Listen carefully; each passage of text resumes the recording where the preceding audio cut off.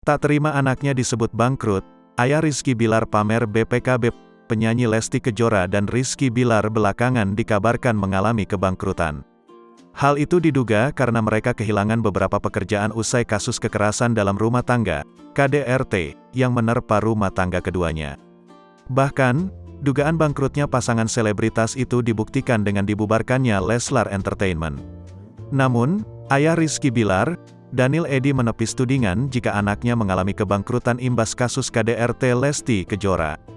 Seakan tak terima dengan tudingan tersebut, ayah Rizky Bilar lantas memberikan bukti jika suami Lesti Kejora itu tidaklah bangkrut. Ngarang-ngarang aja, cetus Daniel Eddy dikutip tribunstyle.com dari kanal YouTube Bobby Rahman, Selasa, tanggal 8 November tahun 2022.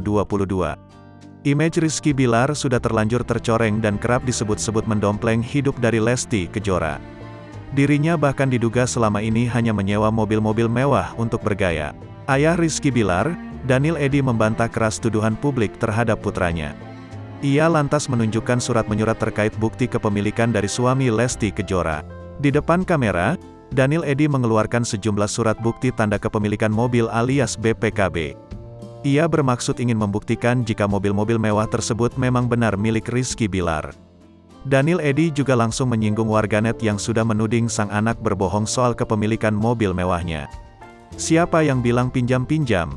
Ngarang-ngarang aja, cetus Daniel Eddy seraya menunjukkan sejumlah BPKB mobil-mobil mewah Rizky Bilar. Selain itu, Daniel Eddy menegaskan bahwa hingga saat ini Rizky Bilar dan Lesti Kejora tidak mengalami kebangkrutan. Ini bukan untuk menyombongkan diri ya Gus, ini buat klarifikasi buat kalian yang bilang bahwa mobil Bilar itu pinjam, jelas Bobby Rahman. Tak hanya itu, keluarga Rizky Bilar juga menepis isu rumah sang aktor ngontrak.